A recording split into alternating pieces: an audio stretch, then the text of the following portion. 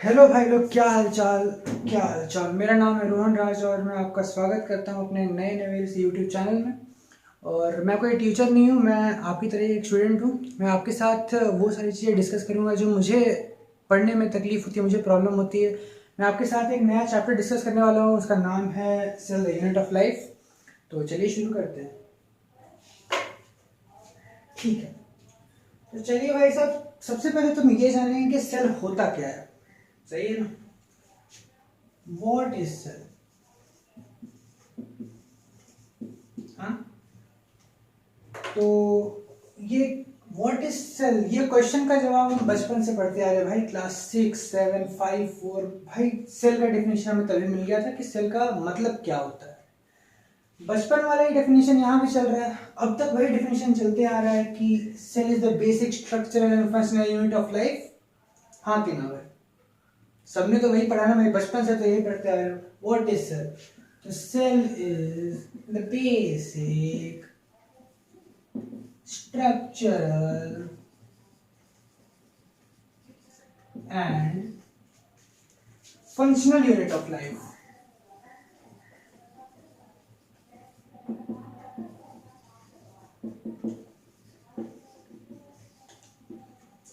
अगर आप ये चैप्टर पढ़ चुके हैं, क्योंकि ये सबसे आसान चैप्टर में से एक आता है, तो आप इसे देखकर रिवाइज भी कर सकते हैं। ठीक है, तो cell is the basic structural and functional unit of life. तो हम इसके छोटे छोटे पार्ट को तोड़ कर समझें कि इसका मतलब क्या है भाई साहब। हमने बचपन से तो ये पढ़ते आ रहे हैं कि cell is the basic structural and functional unit of life, इसका मतलब क्या है। अब बेसिक देख लो भाई साहब। बेसिक बेसिक मतलब स्मॉलेस्ट, अनडिविजिबल,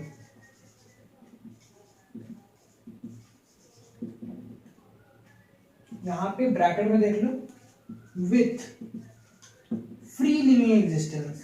फ्री लिविंग एग्जिस्टेंस।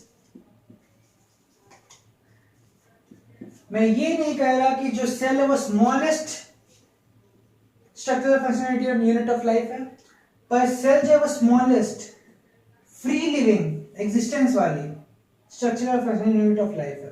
ठीक है, सेल के अंदर भी तो बहुत सारी चीजें होती है, जैसे सेल ऑर्गेनल्स होती हैं जिसकी वजह से सेल जिंदा रह पाती है। अगर उनकी उनकी इंटीग्रेशन नहीं होगी तो सेल जिंदा नहीं रहेगी। सही बात है। तो बेसिक का मतलब यहाँ पे ये है कि स्मॉलेस्ट अनडिविजिबल, जिसकी खुद की एक फ्री लिविंग एग्जिस्टेंस है।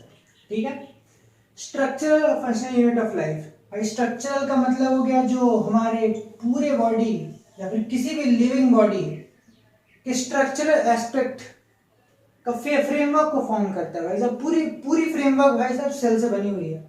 भाई हड्डियां भाई सेल से बनी हुई है, भाई मसल भाई सेल से बनी हुई है। जो बॉडी का कोई भी पार्ट है भाई, उसका स्मॉलेस्ट तुम्हारा स्ट्रक्चरल फंक्शनल यूनिट तुम्हारा जो हो गया वो सेल से बना है भाई साहब। ठीक है, फंक्शनल यूनिट ऑफ लाइफ तो वही हो गया भाई, तुम्हारे सेल जो होते हैं वो आपस में काम करते हैं, तब जाके तुम्हारे बॉडी का कोई फंक्शन हो पाता है ना। अगर मान लो तुम्हारे सेल तुम्हारे पास बहुत सारे सेल्स हैं, वो सेल्स कुछ काम कर ही नहीं रहे भाई साहब, तो क्या जरूरत है भाई सेल का? क्या यूज क्या है भाई साहब सेल का? कोई यूज नहीं है सेल का। सही बात है ना? तो फंक्शनल होना जरूरी है भाई साहब।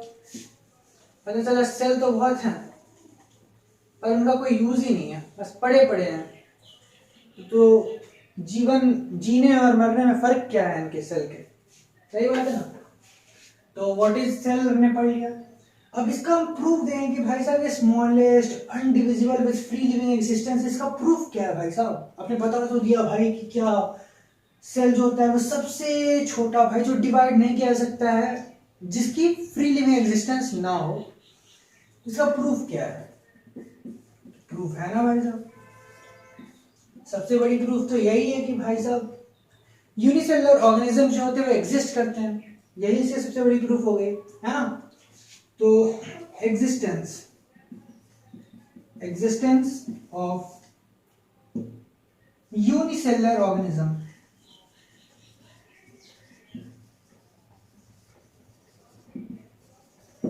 अब देख लो भाई साहब, इसका एग्जांपल मैं लिख रहा हूं। एग्जांपल भाई बैक्टीरिया हो गया भाई, एक सेल का होता है। हाँ कि ना भाई? बैक्टीरिया भाई जिंदगी में तुम्हें कभी ना कभी तो कोई बैक्टीरियल बीमारी हुई होगी ना भाई साहब। टाइफॉइड भाई साहब, टाइफॉइड, सैल्मोनेला, सैल्मोनेला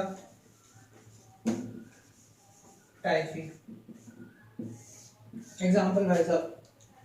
ये पूरी तरह फ्री लिविंग है, ये खुद का काम खुद कर लेते हैं, ये इंडिपेंडेंट एग्जिस्टेंस वाले, ये किसी पे डिपेंड नहीं करते हैं अपने खुद को जीवित रखने के लिए। हाँ कि ना? सही बात है ना? अब आप देख लो कि आपने ये प्रूफ दे दिया भाई साहब कि सबसे स्मॉलेस्ट तुम्हारे एग्जिस्टेंस वाले free living existence, free living सबसे स्मॉलेस्ट फ्री लिविंग एग्जिस्टेंस वाले जो यूनिसेलुलर ऑर्गेनिज्म है वो प्रूफ है कि जो सेल है वो बेसिक स्ट्रक्चर और फंक्शनल यूनिट ऑफ लाइफ है। हाँ कि ना? लेकिन प्रूफ ये तो नहीं मिला भाई साहब कि आपने तो ये बताया कि बैक्टीरिया सबसे छोटा है, फिर यूनिसेलुलर ऑर्गेनिज्म है वो एग्जिस्टेंस उसके सिंगल सेल में हो रही है, वो सबसे छोटा हो गया। पर क्या वाकई वो सबसे छोटा है?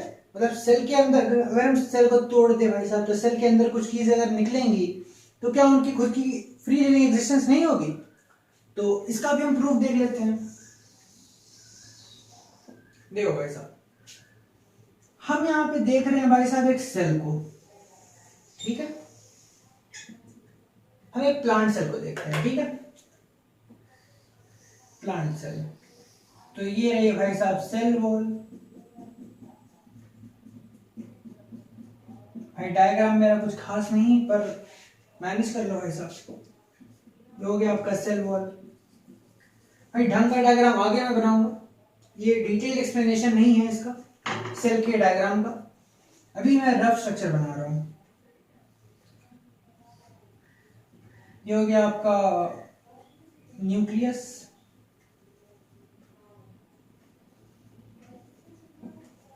ठीक है? और यहां पे हम माइटोकॉन्ड्रिया भाई साहब,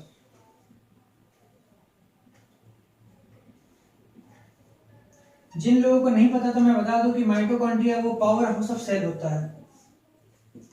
माइटोकॉन्ड्रिया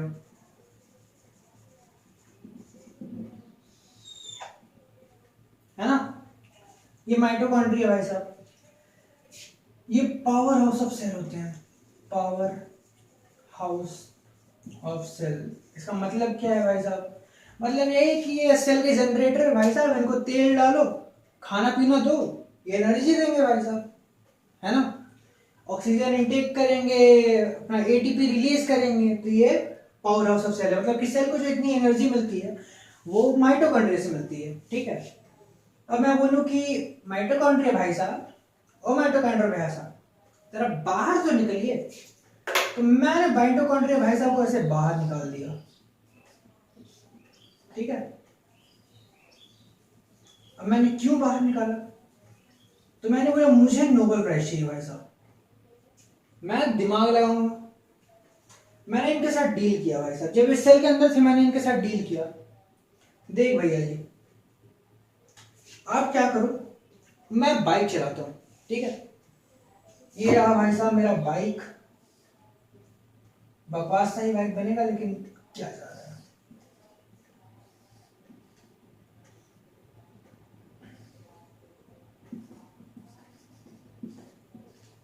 ठीक है, ये है मेरा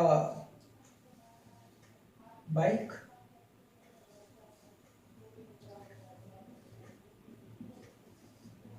मान लो भाई साहब बाइक है, ठीक है? ये रही आपकी फ्यूल की टंकी, है ना? ऐसा ही होता है ना भाई साहब बाइक। ये रहे स्पोक्स, ये रही बाइक, ठीक है? मैंने माइटोकॉन्ड्रिया भाई साहब को बाहर निकालेगा। भाई साहब तुम एनर्जी देते हो, हाँ कि ना? बोला हाँ भाई साहब एनर्जी देता हूं मैं। बोला कि भाई साहब अगर तुम बाहर निकलो, मैं बाइक चलाना चाहता हूं, मैं माइटोकॉन्ड्रिया से बाइक चलाऊंगा भाई साहब, माइटोकॉन्ड्रिया से मैं बाइक चलाऊंगा, ठीक है? तो आप बाहर निकलो, मैं आपके जैसे बिरादरी के बहुत सारे माइटोकॉन्ड्रिया हैं उसे कलेक्ट करूंगा और बाइक में भर दूंगा भाई साहब, और बाइक चलने लगी। क्या दिक्कत है भाई? बाइक भी तो एनर्जी से ही चलती है ना, फ्यूल डालते हैं उसमें, उससे एनर्जी निकलती है और वो एनर्जी जो होती है वो कंबशन, उसकी कंबशन से आपका इंजन चालू होता है, वो चलने लगता है भाई साहब, है ना? तो मैंने माइटोकॉन्ड्रिया भाई साहब क्यों बाहर निकाला?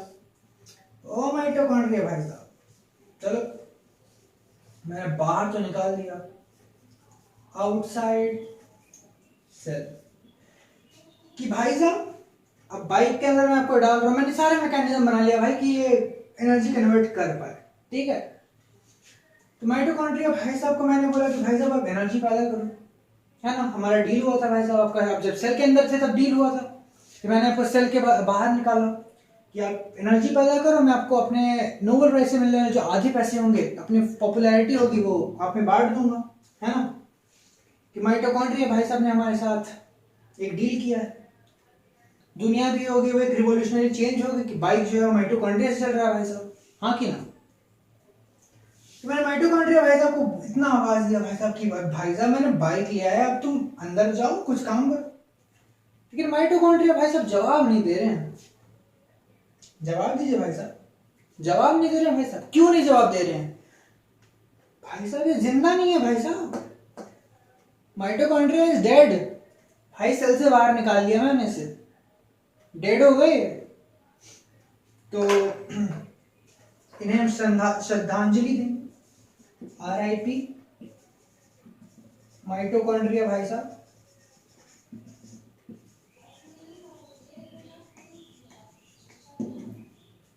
भाई से कोई फ्री लिविंग एग्जिस्टेंस नहीं है भाई साहब, इसीलिए मर चुके हैं। इनका कोई फंक्शन नहीं रहा भाई साहब, ये सेल के अंदर थे तब तक ये एनर्जी प्रोड्यूस कर रहे थे, मैंने इसे बाहर निकाला तो भाई इनका कोई यूज नहीं रहा, हाँ कि ना। आपको ये पता है भाई साहब माइटोकॉन्ड्रिया एक सेल ऑर्गेनेल है, ये 3 4 5 सेल ऑर्गेनेल जो होते हैं वो अपने आसपास जो इंटीग्रेट करते हैं आपस में, तब जाके किसी फंक्शन को परफॉर्म करते हैं सेल के अंदर में, है ना। तो ये जो सेल होती है, इससे मैंने इसे बाहर निकाला, तो माइटोकॉन्ड्रिया खुद की कोई फ्री लिविंग एग्जिस्टेंस ना होने के कारण वे जिंदा नहीं बचे और ये मेरे बाइक को एनर्जी नहीं दे पाए और मुझे नोबेल प्राइज नहीं मिला, ठीक है। तो ये मैंने एक प्रूफ दिया है आपको कि स्मॉलेस्ट फ्री लिविंग एग्जिस्टेंस वाले structural and functional unit of life cell ही होती है भाई साहब, उससे छोटी कुछ ना होती है भाई साहब। कहीं भी क्वेश्चन आ जाए भाई, नीट में ये भी क्वेश्चन आ सकता है, नीट आसान पेपर, आप लोग नहीं मानते भाई साहब, लेकिन बायोलॉजी में ऐसे क्वेश्चन भी आ सकते हैं, ठीक है। लोग इसमें भी गलती कर देते हैं, सेल ऑर्गेनेल मार देते हैं, क्योंकि उस टाइम पे दिमाग ज्यादा काम नहीं करता है, सही बात है, ठीक है। तो ये मैंने एक्सप्लेन कर दिया है आपके साथ, डिस्कस जो मैंने किया है, हाँ कि ना। अब हम कुछ साइंटिस्ट के बारे में पढ़ेंगे, तो तब तक अगर आपसे नोट करना चाहें, से आपको ये तो पता ही है, लेकिन फिर भी अगर आप नोट करना चाहें तो मैं इसे मिटाऊंगा, तब तक आप पॉज करके नोट कर लें, हाँ कि ना, सही बात है ना, ठीक है। तो भाई मैंने बोर्ड मिटा लिया है। अब तक हमने ये पढ़ा कि सेल जो होती है वो basic structure and function unit of life होती है, इसकी फ्री लिविंग एग्जिस्टेंस होती है, ठीक है। वो अकेले सरवाइव कर सकते हैं भाई, वो इंडिपेंडेंट है, सही है ना। अब हम आगे बढ़ेंगे, अब हम उन चीजों को देखेंगे जिससे मुझे सख्त नफरत, ये साइंटिस्ट के बारे में हम कुछ पढ़ेंगे, 2 3 साइंटिस्ट के बारे में। सम साइंटिस्ट, सही है ना, साइंटिस्ट स्पेलिंग, टू नो, कुछ साइंटिस्ट के बारे में जानते हैं भाई साहब, है ना। ये साइंटिस्ट भाई साहब अपने जिंदगी में बहुत सारा काम करके जाते हैं, ये पॉपुलर हो जाते हैं, फिर इनकी थ्योरी जो होती है हमें पढ़नी पड़ जाती है भाई साहब। और भाई साहब नाम कौन देता है भाई, इन सब इनको कौन नाम देता है, इनको अजीब अजीब नाम है भाई साहब। हमें भाई रामू श्यामू मुन्नू चुन्नू नॉर्मल नाम भाई, ये सब नाम जो होते हैं वो हम पढ़ सकते हैं भाई साहब कि किसने न्यूक्लियर बॉम्ब का डिस्कवरी की, डिस्कवरी नहीं इन्वेंशन। लोग तो यही कंफ्यूज हो जाते हैं कि भाई डिस्कवरी और इन्वेंशन क्या होता है। डिस्कवरी वो होती है जो पहले से जिंदगी में एग्जिस्ट कर रही है, आपने सिर्फ उसे खोज लिया कि भाई ऐसा कुछ होता है, ठीक है, वो डिस्कवरी हो गई। इन्वेंशन हो गया आपने कुछ बनाया है, वो हो गया इन्वेंशन भाई साहब, ठीक है। तो न्यूक्लियर बॉम्ब जो होती है उसका इन्वेंशन किसने किया, तो नॉर्मल सा नाम आता है भाई, चुन्नू भाई साहब ने किया, नॉर्मल है ना। याद भी थे कितना रहता भाई साहब कि एटम बॉम्ब चुन्नू भाई साहब, है ना। अब हम कुछ साइंटिस्ट के बारे में जानेंगे, तो सबसे पहले हम जानते हैं किन के बारे में, किनके बारे में? रॉबर्ट हुक चाचा, रॉबर्ट हुक। ठीक है, अब रॉबर्ट हुक चाचा ने क्या किया था? रॉबर्ट हुक चाचा ने बोला कि भाई साहब मुझे दुनिया देखने का शौक है, तो इन्होंने दुनिया देखना चालू किया। इसी चक्कर में इन्होंने सबसे पहले फर्स्ट टू सी नहीं, यहां पे ऑब्जर्व बोल सकते हैं आप, ऑब्जर्व यहां पे कीवर्ड आता है कि इन्होंने डेड सेल को ऑब्जर्व किया था। ठीक है, अंडर माइक्रोस्कोप।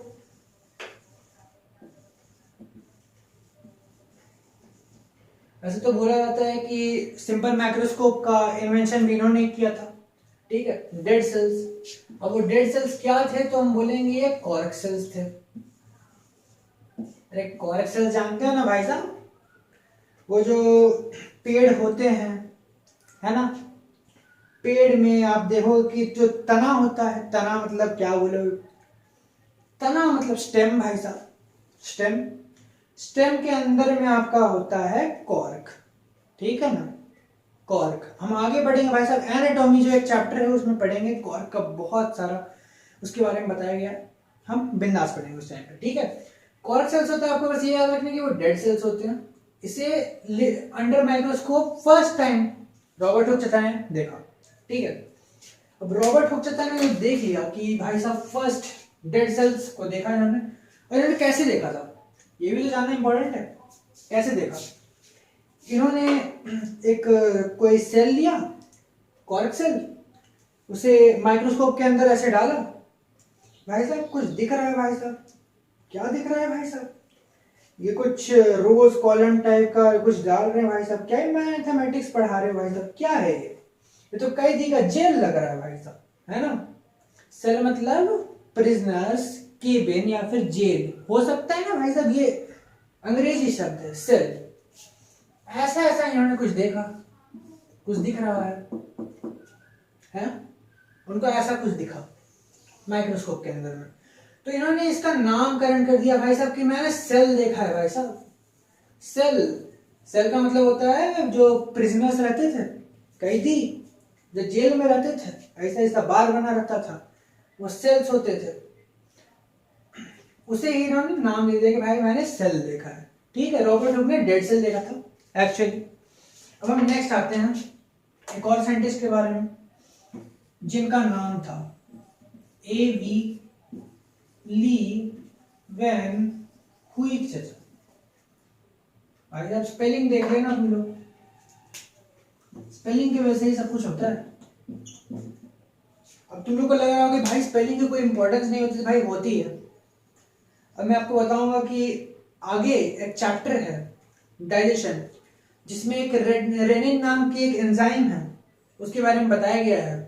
ठीक है, उसकी स्पेलिंग अलग है, और कुछ दूर और आगे जाकर एक चैप्टर है एक्सक्रीशन, उसमें भी रेनिन एंजियोटेंसिन के बारे में बताया गया। दोनों की स्पेलिंग अलग है भाई साहब, कंफ्यूज कर देते हैं ये लोग कोचिंग वाले। ठीक है, एक में RENIN है, एक में RENNIN है। तो ये जो क्वेश्चन होते हैं उसमें दोनों ऑप्शन डालते हैं, RENIN और RENNIN। अब याद करते रहो भाई साहब, स्पेलिंग इंपॉर्टेंट नहीं है, स्पेलिंग इंपॉर्टेंट है। आप देख लेना स्पेलिंग, मुझे याद नहीं भाई साहब।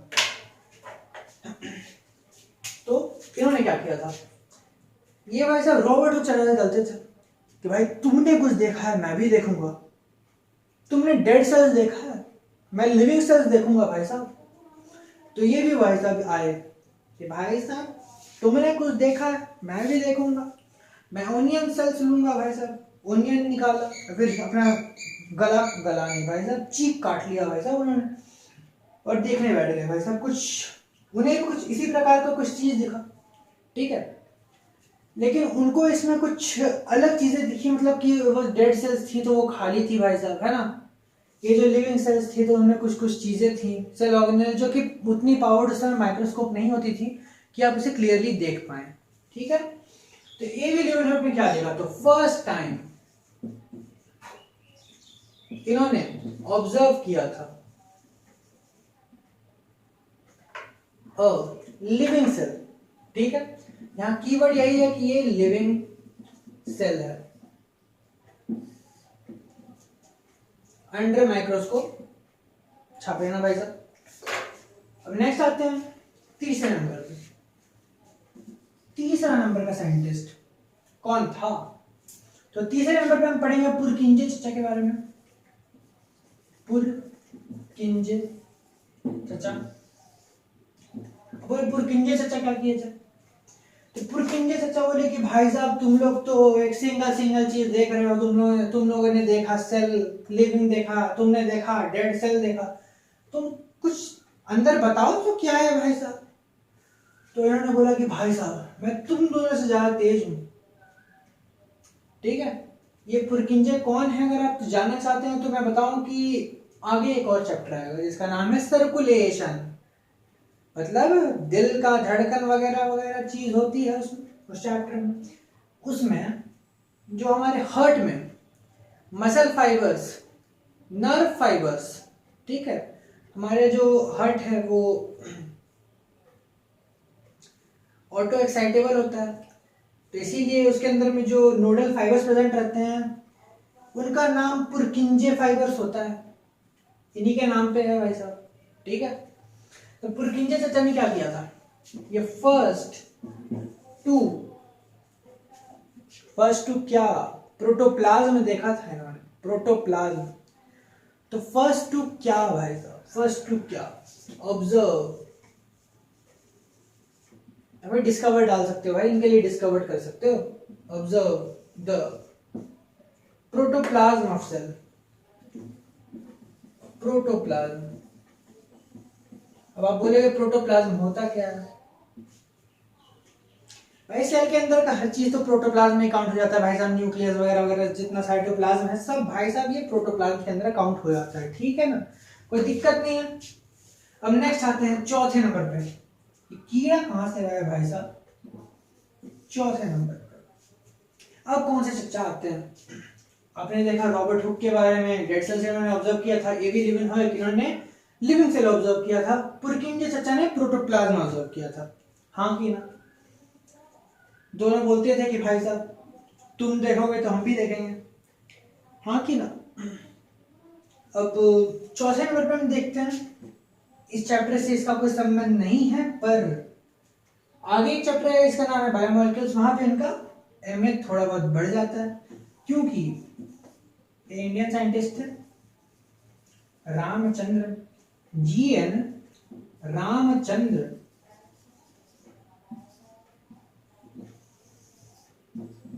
ठीक है, इन्होंने 3D structure of collagen protein दिया था। इंग्लिश वाली हिंदी, ठीक है। 3 dimensional structure of collagen protein. Collagen protein क्या होता है? आगे आएगा भाई साहब, आगे आएगा। कोलाजन प्रोटीन होता है आपका one of the most abundant protein होता है हमारे बॉडी में। कनेक्टिव टिश्यू में प्रेजेंट रहता है आपका मोस्ट ऑफ द टाइम। आपका कोलाजन फाइबर होता है वो इलास्टिक फाइबर्स होते हैं जो आपके टिश्यूज में प्रेजेंट रहते हैं। फिलहाल के लिए यही जानो आप, है ना। GN रामचंद्र वही थे जिनके नाम पे रामचंद्र प्लॉट आया था। ये आगे आप पढ़ोगे, रामचंद्र प्लॉट जो है वो एंजाइम काइनेटिक्स के बारे में डिफाइन करता है, आगे पढ़ोगे आप। ठीक है, अब यहाँ पे हम कुछ जानते हैं कुछ साइंटिस्ट के बारे में जिनकी नेशनैलिटी हमें पता होना नेसेसरी है। 5वें नंबर पे हम आते हैं RC पुनीत चचा पनेट भाई साहब। RC पनेट चचा ये ब्रिटिश थे। पनेट स्क्वायर भाई साहब, पनेट स्क्वायर ये मेंडल वाले चैप्टर में 12th क्लास में पढ़ोगे आप कि पनेट चचा ने क्या किया था, पनेट स्क्वायर दिया था। अब इसका डेफिनेशन यही है कि They are the graphical representation of all the possibilities of the gametes formation taking place due to a cross between two types of genotypes. ठीक है ना भाई साहब, कोई दिक्कत की बात नहीं है। ये बेसिकली कुछ इस प्रकार का होता है क्रॉस। ठीक है, यहाँ पे हम लोग लिख लेते हैं किसी अलील का नाम। अभी अलील क्या समझोगे भाई साहब, अभी छोड़ो। इनका बेसिकली जेनेटिक्स में इनका हाथ था, काम था, कुछ कुछ एनालिसिस बताते थे कि गैमीट्स किन प्रकार के बनेंगे। ठीक है, आरसी पनेट। छठे नंबर पर हम जानते हैं कि छठे नंबर पर हम बताएंगे कि अब किन के बारे में बताएं भाई साहब, अब किन के बारे में बताया जा रहा है। आरसी पनेट तो हो ही गया भाई साहब छठे नंबर पर। अब सेल थ्योरी चालू की जाए क्या? सेल थ्योरी आए, डार्विन के बारे में लिख लो भाई साहब। साइंटिस्ट के बारे में लिख लो तो डार्विन के बारे में तो लिखो। इवोल्यूशन को इन्होंने एक्सप्लेन किया था, ये भी भाई साहब ब्रिटिश थे। ब्रिटिश लोगों को ये चिलमची थी भाई साहब, हमें सब जानना है। अब हमें क्या पता ये जानते भी थे या ऐसे ही छाप देते थे, है कि ना? क्योंकि अब दुनिया चल रही है तो भाई साहब सही बताया होगा, क्या पता हमें। मैंने तो नहीं जाना भाई साहब। अगर आपने नोट कर लिया तो नोट कर लिया, नहीं किया तो पॉज करके नोट कर लिया। मैं इसे मिटाने जा रहा हूँ, ठीक है? तो भाई साहब मैंने मिटा लिया है बोर्ड। अब आते हैं हम वो टॉपिक पढ़ेंगे जिसके बारे में हमें कुछ देर से इंतजार था, सेल थ्योरी। भाई साहब ये भी आपने कभी ना कभी तो पढ़ा ही होगा, सेल थ्योरी। थ्योरी का नाम सुनते ही हो जाते हैं भाई साहब, क्या बकवास थ्योरी। अब यहाँ पे आपको हार्ड हार्ड नाम देखने को मिलेंगे। सबसे पहले नंबर पे आता है सेल थ्योरी देने वाले एक साइंटिस्ट जिनका नाम था स्लीडन चचा। ठीक है, थियोडोर चिलीडन।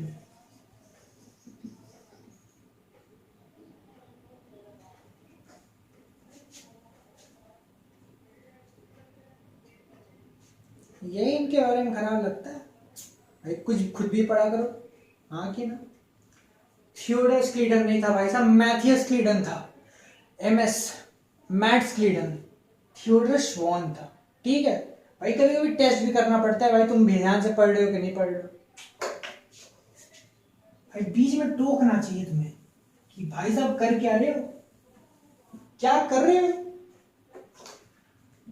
तो भाई साहब मैथियस स्लीडन पूछ लेते हैं भाई साहब, पूछ लेते हैं कभी कभी ये वाला नाम भी पूछ लेते हैं कोचिंग वाले। जरूरी नहीं नीट पूछे, लेकिन कोचिंग वाले पूछ लेते हैं कि भाई साहब पूरा नाम बताओ भाई साहब, ऐसे कैसे काम चलेगा। मैथियस स्लीडन इन्होंने काम किया है। अरे कौन थे भाई साहब, कौन थे ये? तो ये थे German botanist, German botanist. Germany का हिटलर भी था भाई साहब। भाई साहब उसकी लीडरशिप क्वालिटी क्या गजब की थी भाई साहब। बाकी उसने जो जीनोसाइड कमिट किया उसके बारे में मैं नहीं बोलूंगा, लेकिन जर्मनी का नाम सुनते ही हिटलर तो आता है भाई साहब दिमाग में, हिटलर।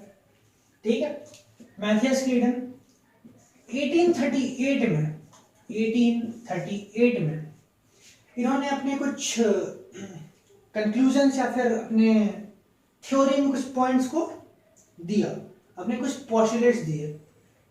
उन्होंने कुछ ऑब्जर्वेशंस की, अपने ऑब्जर्वेशंस को इन्होंने नोट किया और इन्हें दुनिया को बताया भाई साहब। भाई मैंने प्लांट देखा है भाई साहब, मैंने सेल देखा है, इसके बारे में कुछ कुछ जान लो भाई साहब, तुम लोग भी कुछ काम आएगा, बच्चों को बताओगे अपने, है ना? क्या बनाया है बताया इन्होंने, ऑब्जर्वेशन क्या थी उनकी।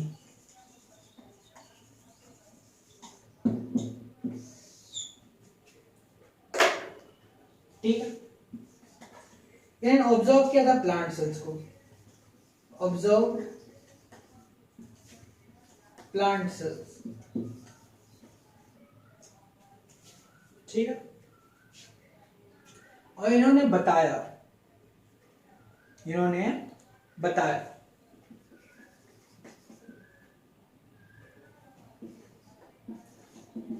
said that। भाई साहब बोर्ड की इस तरफ हम कोने में आ गए, हमको दिख रहा है कि नहीं दिख रहा है? दिख रहा है कि नहीं दिख रहा है? दिख रहा है भाई साहब, कोई नहीं।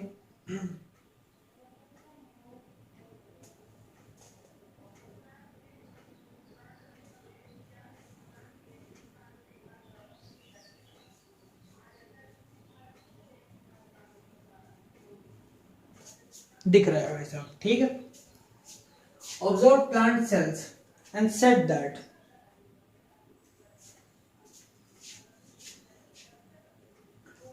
ऑल द प्लांट्स, जो भाई साहब यूं कोट करो, all the plants are made of cell.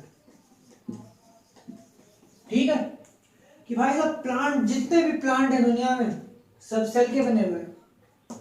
ठीक है, सारे सेल के बने हुए हैं। ये पहला पॉइंट इन्होंने दिया ए। अब आते हैं बी में।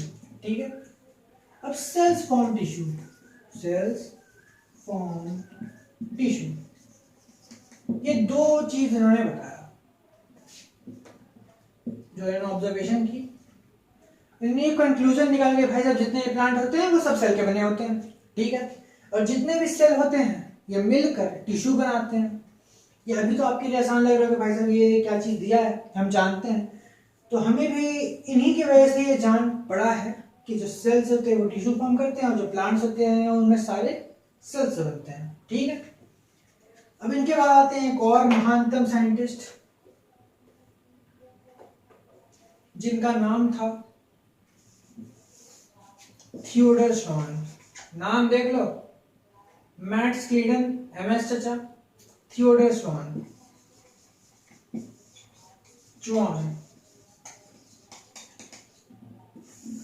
अभी श्वान चचा क्या थे, इनके बारे में पता चल गया। श्वान चचा क्या थे? श्वान चचा थे वो ब्रिटिश जोलॉजिस्ट थे, ब्रिटिश जोलॉजिस्ट, जूलॉजी वाले चचा। लेकिन देखो कि उन्होंने कुछ प्लांट सेल्स के बारे में कुछ चीजें बताई। ये ऑलराउंडर चचा थे भाई साहब। कंफ्यूजन इसमें हो जाती है, ये जूलॉजिस्ट होने के बावजूद इन्होंने कुछ प्लांट सेल्स के बारे में बचाया था, कुछ प्लांट सेल्स के बारे में इन्होंने बताया था। ठीक है, तो कभी कभी कोचिंग या फिर आपके नीट में भी क्वेश्चन आ जाता है कि इन्होंने क्या किया था, तो आप कंफ्यूज हो सकते हो कि स्क्लीडन चचा ने किया था कि श्वान चचा ने किया था, क्योंकि दोनों ने मिलाकर एक पोस्टुलेट दिया था भाई साहब सेल थ्योरी का। जो सेकंड पोस्टुलेट था वो एक और बंदे ने दिया था, जिसकी वजह से सेल थ्योरी जो है वो मॉडिफाई हुई थी। ठीक है, नाम तो इन दोनों का ही आता है स्टार्टिंग में। बाद में जो कंक्लूड किया था सेल थ्योरी को वो थे ये रुडोल्फ वर्चाउ चचा। ठीक है, तो थियोडर श्वान चचा जो थे वो ब्रिटिश जोलॉजिस्ट थे। इन्होंने क्या बताया? ऑब्जर्व्ड एनिमल सेल्स, और इन्होंने बताया and said that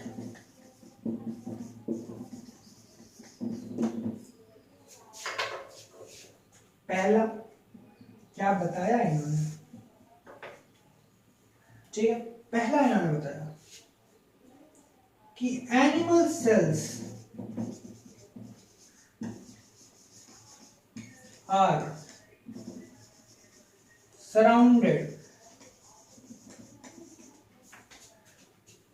by thin membrane aka, also known as plasma membrane, plasma membrane। ठीक है, प्लाज्मा मेम्ब्रेन। एनिमल सेल जो थे वो सराउंडेड होते हैं थिन मेम्ब्रेन से, जिसका नाम होता है प्लाज्मा मेम्ब्रेन। इन्होंने ये दिया पहला पॉइंट। ठीक है, और दूसरा पॉइंट इन्होंने दिया, उम्मीद करता हूं आपको दिख रहा होगा इतना नीचे। इन्होंने दूसरा पॉइंट दिया प्लांट सेल्स के बारे में कि cell wall is unique to plant cells. Cell wall is unique to plant cells. ये दो पोस्टुलेट इन्होंने दिया, ऑब्जर्वेशन दिया इन्होंने, ठीक है। अब ये दोनों मिलके सेल थ्योरी का एक पोस्टुलेट तैयार करते हैं, ठीक है।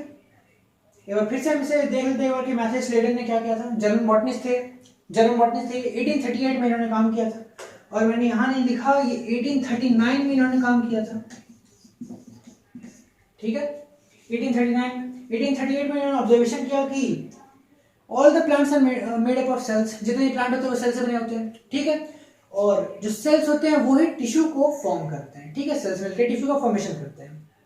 थियोडोर श्वार्ज़ आए, इसके बाद ब्रिटिश जूलॉजिस्ट थे, 1839 में इन्होंने काम किया, एक साल बाद इनके, ऑब्जर्व किया एनिमल सेल्स को, इनसे इंस्पिरेशन लेके इन्होंने प्लांट सेल्स हो गया। तो ये बोले कि भाई साहब तुम तेज काहे बन रहे हो, भाई साहब तुम प्लांट को देख के तेज बन रहे हो, मैं एनिमल प्लांट दोनों के बारे में बताऊंगा, ठीक है। तो इन्होंने बताया कि एनिमल सेल्स जो होते हैं वो थिन मेम्ब्रेन से सराउंडेड होते हैं, जिनका नाम होता है प्लाज्मा मेम्ब्रेन, ठीक है। अब तुम आगे बढ़ो कि ये सेमी परमेबल होते हैं वगैरह वगैरह वगैरह, ठीक है। Animal cell surrounded by thin membrane called plasma membrane. और सेकंड पॉइंट इन्होंने ये दिया कि सेल वॉल जो होती है वो यूनिक होती है सिर्फ और सिर्फ प्लांट सेल्स के लिए। तो प्लांट सेल्स का यूनिक फीचर होता है सेल वॉल, इन्होंने दिया है, ठीक है। अब इसे मिला जुला कर सेल थ्योरी का एक पोस्टुलेट बनाया गया। कैसे बनाया गया ये हम बताते आते हैं कि सेल थ्योरी के पहले पोस्टुलेट को पढ़ेंगे, लेकिन उससे पहले हम पढ़ेंगे कि श्वार्ज़ जो थे, SCHWANM, श्वार्ज़ जो थे, इन्होंने अपने ऑब्जर्वेशंस के बेसिस पे एक हाइपोथेसिस तैयार किया था, हाइपोथेसिस। और अपने हाइपोथेसिस में इन्होंने पूरे प्लांट्स और एनिमल्स के सभी बिरादरी को लपेट लिया है साहब, ठीक है, कि all plants and animals are formed by cell and its products. मतलब कि जितने भी प्लांट्स एंड एनिमल्स हैं भाई साहब दुनिया में, वो सेल और उसके प्रोडक्ट से बने होते हैं। इन्होंने ये हाइपोथेसिस दिया। अब आप बोलेगे कि हाइपोथेसिस क्या होता है, तो मान लो भाई साहब आपने एक ऑब्जर्वेशन किया, ठीक है, बाजार जा रहे हो, आपने देखा कि एक लेडीज है, वो दूसरी लेडीज को चप्पल दे रही है भाई साहब, मान लो, ठीक है। अब आप इस सिनेरियो को देख के आप अंदाजा लगा रहे हो भाई साहब एक लेडीज दूसरे लेडीज को मार क्यों रही है, ठीक है। अब आप इसके बेसिस पे हाइपोथेसिस निकालोगे, आप पूरे कंडीशन को अच्छे से ऑब्जर्व किया आपने कि भाई साहब पहली वाली लेडीज है वो दूसरी वाली लेडीज को मार रही है, जो दूसरी वाली लेडीज है वो मार खा रही है, उसके हाथ में एक पर्स है। अब आप सोचेंगे ये पर्स उसका है या फिर उस लेडीज का है, क्या पता उसने उसका पर्स मार लिया हो। फिर कुछ देर बाद आपने देखा कि जो दूसरी वाली लेडीज जो मार खा रही है उसके हाथ में कुछ पैसे थे। अब आप देखो कि आपको लग रहा है कि भाई साहब वो पर्स लेके ही भागी है, भाई साहब हो सकता है। अब आपने इसे देखकर आपने एक हाइपोथेसिस तैयार किया कि जो लेडीज है वो इसलिए मार खा रही है या क्योंकि उसने पैसे चोरी किए हैं। तो इस बेसिस पे आपने एक दिया थ्योरी कि लोग मार खाते हैं, यानी कि कोई लेडीज इसलिए मार खाती है क्योंकि उसने दूसरी लेडीज से पैसे चुराए हैं, ठीक है। ये आपने एक थ्योरी दे दिया।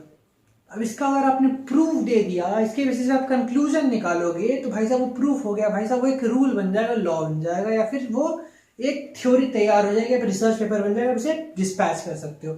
एग्जाम्पल दिया भाई, ऐसा कोई थ्योरी मत निकाल देना कि भाई साहब लोग मार क्यों खा रहे हैं, ठीक है। रियलिटी ऐसा नहीं होता, मार खाने के बहुत तरीके होते हैं। घर में कांच तोड़ के देखो, ठीक है। तो हाइपोथेसिस के बारे में हम जान चुके हैं कि इन्होंने क्या हाइपोथेसिस दिया था, और प्लस सारे प्लांट्स और एनिमल्स को लपेट लिया था इन्होंने एक प्लांट एक एनिमल को ऑब्जर्व किया था, उसके बेसिस पे इन्होंने हाइपोथेसिस दिया था जिसपे सारे प्लांट्स और एनिमल्स को इन्होंने लपेट लिया था, ठीक है। अब आते हैं सेल थ्योरी के पहले पोस्टुलेट पे। First postulate of cell theory। Cell theory के पहले पोस्टुलेट पे हम आते हैं, ठीक है। तो पहला पोस्टुलेट कहता है all living organism, all living organism, जितने भी जैविक प्राणी हैं, ठीक है, समझ रहे हो भाई साहब। हिंदी में हमारा सही है, English all living organisms are formed, my English is from an ICSE school, so you should know that I am from an English medium school, so you should know that I speak in English, walk English, talk English, study here. By then, all living organisms are formed by cell and its products। अब देखो कि भाई साहब दोनों में difference क्या है भाई साहब, फर्स्ट पोस्टुलेट और स्वान के हाइपोथेसिस में। तो देखो इन्होंने सिर्फ प्लांट्स एंड एनिमल्स को इंक्लूड किया था अपने हाइपोथेसिस में, लेकिन जो पहले पोस्टुलेट है सेल थ्योरी की, कि सारे जैविक प्राणी सेल, कोशिका, और कोशिका के प्रोडक्ट से ही बने होते हैं। प्रोडक्ट का मुझे नहीं पता क्या होता है, हिंदी रूपांतरण मुझे नहीं पता है। तो all living organisms are formed by cell and its product, ठीक है। सेल और उनके प्रोडक्ट से ही जितने भी लिविंग ऑर्गेनिज्म हैं वो बनते हैं, ये पहला पोस्टुलेट ऑफ सेल थ्योरी कहता है, ठीक है। एग्जाम में आए तो ऐसे ही लिख देना, कुछ और लिखोगे तो नहीं नंबर मिलेंगे, ठीक है। अब हम आते हैं second postulate of cell theory पे। ये फर्स्ट पोस्टुलेट इन्होंने दे तो दिया भाई साहब, ये दोनों ने, स्लीडन और स्वान ने, पर ये थ्योरी ये नहीं कह पा रही थी कि भाई साहब सेल आए कहां से। ये तो बता दिया कि सेल आ गए, जो जितने भी लिविंग ऑर्गेनिज्म हैं उन्हें फॉर्म करते हैं, लेकिन ये तो पता ही नहीं चला कि आए कहां से, सेल बनते कैसे हैं। तो ये चीज कौन बताएगा, ये चीज तो सेल थ्योरी में बताया नहीं गया। तो अब आए रुडोल्फ वर्चाउ चचा, रुडोल्फ वर्चाउ चचा आए थे, ठीक है। ये 1855 में आए थे।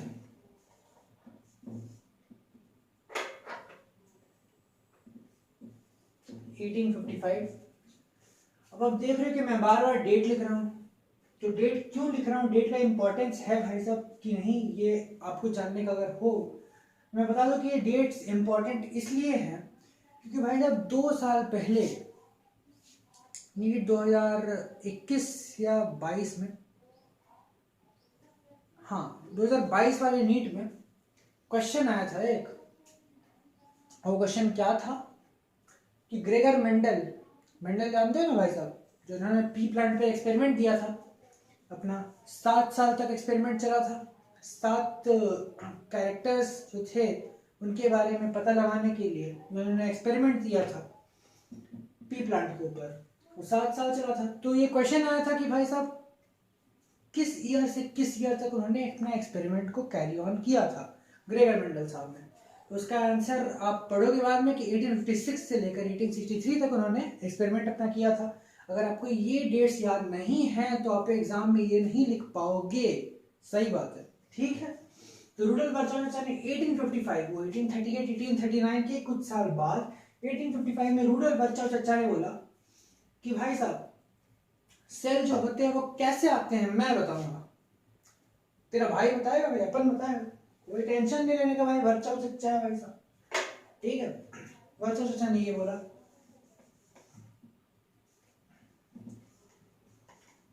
कि मैं बताऊंगा कि कैसे नया सेल जो होता है वो आया एग्जिस्टेंस में। तो इन्होंने जो कहा वो हम सीधा सीधा कोट करके लिख देते हैं, ठीक है। इन्होंने बताया, he explain the origin of cell and explained cell division। इन्होंने origin of cell के बारे में कुछ कुछ बातें बताई और सेल डिवीजन को इन्होंने एक्सप्लेन किया, ठीक है। अब इन्होंने जो बताया वो हम सीधा सीधा कोट करके लिख देंगे,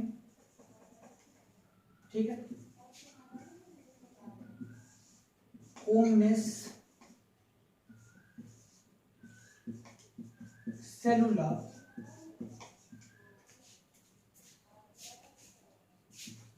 e cellula।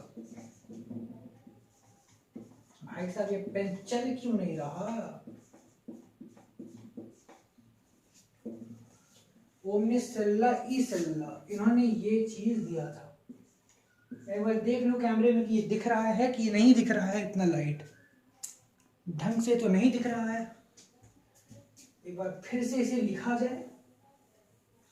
इन्होंने यही चीज इन्होंने सीधा सीधा साफ साफ शब्दों में कह दिया, ओमनिस सेलुला ई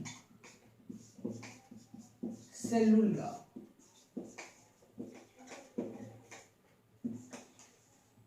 ठीक है, कोई इनसे पूछता है भाई साहब कैसे सेल बना, तो उन्होंने ऐसा हुआ, इन्होंने सब बोल दिया।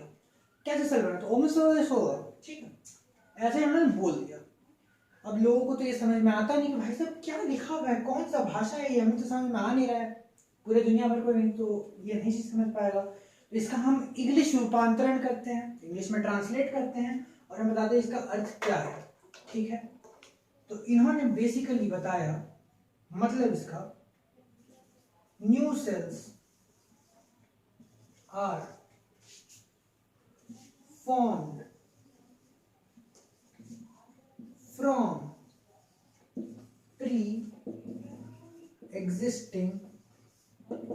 cells। जो प्री एग्जिस्टिंग सेल्स हैं यानी कि जो पहले से जो सेल एग्जिस्ट करते हैं, माता पिता सेल, मदर फादर सेल, उनसे ही नए डॉटर सेल्स जो होते हैं वो ओरिजिनेट करते हैं। इसका मैं एक डायग्रामेटिक रिप्रेजेंटेशन दूंगा। ये रहा भाई साहब एक मदर सेल, ठीक है, ये रहा एक मदर सेल, ये प्री एग्जिस्टिंग सेल्स है भाई साहब, ये माता सेल है जो डिवाइड करती है, ठीक है। ऐसे ये डिवाइड किया, डिवाइड करके दो डॉटर सेल्स बनाती है, यो डॉटर सेल्स, ये हैं डॉटर सेल्स। तो आप देख रहे हो कि ये एक मदर सेल जो प्री एग्जिस्टिंग सेल है, यही नए सेल्स बना रही है, ये नए डॉटर सेल्स बना रही हैं। तो रूडोल्फ वर्चॉ ने जो कहा कि न्यू सेल जो होते हैं वो फॉर्म होते हैं प्री एग्जिस्टिंग सेल से, इसका ये डायग्रामेटिक रिप्रेजेंटेशन है, ठीक है, कि मदर सेल से नए डॉटर सेल्स बन रहे हैं। तो जो पहले सेल थ्योरी दी गई थी उनमें इन्होंने कहीं भी ये जिक्र नहीं किया गया था कि जो सेल्स नए वो कैसे आते हैं। तो रूडोल्फ वर्चॉ जो थे उन्होंने श्लीडर के द्वारा जो थ्योरी दी गई थी उनमें एक मॉडिफिकेशन किया, मॉडिफाइड सेल थ्योरी, ठीक है। और इस मॉडिफिकेशन में इन्होंने ये डाला कि जो नए सेल्स है वो पुराने जो एग्जिस्टिंग सेल्स हैं उन्हीं से बनते हैं, कहीं से आसमान से नहीं टपक जाते, ठीक है। तो अब हम एक बार सेल थ्योरी को कंक्लूड करेंगे, उसके बाद एक बार हम पूरा का पूरा एक बार फिर से रिवाइज करेंगे। मैं हम यहीं पे टॉपिक को एंड करेंगे सेल थ्योरी को, ठीक है। एक बार आप इसे लिखना चाहें तो लिख ले, एक बार फिर से मैं एक बार सेल थ्योरी को कंक्लूड करना चाहूंगा, ठीक है, लिख सकते हैं आप। तो देख सकते हो भाई साहब हमने सेल थ्योरी में पढ़ा कि पहला पोस्टुलेट ये था कि all living organisms are composed of cell and its product, ठीक है। जो लिविंग ऑर्गेनिजम्स कोई भी हो वो सेल और उसके प्रोडक्ट से ही बनती हैं, ठीक है। सेकंड पॉइंट हमने सेल थ्योरी के बारे में ये पढ़ा कि जो सेल्स होते हैं नए सेल्स, ठीक है, वो प्री एग्जिस्टिंग सेल्स से ही अराइज होते हैं। All cells arise from pre existing cells. कोई भी दुनिया में सेल्स है भाई साहब वो अपने प्री एग्जिस्टिंग, उससे पहले जो सेल एग्जिस्ट करती थी उन्हीं की वजह से वो फॉर्म हुए हैं। ठीक है, ये सेल थ्योरी के दो पोस्टुलेट हो गए, ये आप नोट कर सकते हो एक साथ। ठीक है, और हम जल्दी से कंक्लूड करेंगे भाई साहब। अब आज हमने टोटल पढ़ा क्या क्या। ठीक है, इस बार एक बार मौखिक रिवीजन कर दिया जाए कि हमने क्या क्या पढ़ा। ठीक है, तो सबसे पहले हमने ये पढ़ा था कि सेल का डिफिनेशन क्या होता है। सेल का डिफिनेशन होता है ऐसे basic structure and functional unit of life, ये बचपन में हमने पढ़ा था। तो क्या होता है स्ट्रक्चर और फंक्शनल यूनिट ऑफ लाइफ, हमने ये भी पढ़ा था कि जो बेसिक यानी कि सबसे छोटा फ्री लिविंग एग्जिस्टेंस वाला जो स्ट्रक्चर और फंक्शनल यूनिट ऑफ लाइफ है वो सेल होता है। उससे छोटा कोई यूनिट एग्जिस्ट नहीं करता है जो फ्री लिविंग हो। ठीक है, हमने ये पढ़ा था कि प्रूफ क्या होता है कि वो सबसे छोटा फ्री लिविंग एग्जिस्टेंस वाला यूनिट है जो स्ट्रक्चरल और functional unit of life as serve कर सकता है। तो ये हमने देखा कि जो यूनिसेलुलर ऑर्गेनिज्म है यही सबसे बड़े प्रूफ हैं कि कैसे जो सेल होता है वो बेसिक यानी smallest indivisible structural functional unit of life है जो फ्री लिविंग एग्जिस्टेंस की केपेबल है। फिर हमने ये भी प्रूफ देखा कि जो हम सेल को डिवाइड करें छोटे भाग और छोटे भाग में जो ऑर्गेनल्स है उसे सेल से बाहर निकालेंगे तो वो भी फ्री लिविंग एग्जिस्टेंस शो नहीं करेंगे, वो भी मर जाएंगे। ठीक है, तो हमने कंक्लूड यही किया कि सेल जो होता है वो basic indivisible smallest and with free living existence doesn't depend upon anything else and independent for its own existence is the structural and functional unit of life। ठीक है, हमने ये कंक्लूड कर लिया। उसके बाद हमने हमारे कुछ साइंटिस्ट के बारे में पढ़े।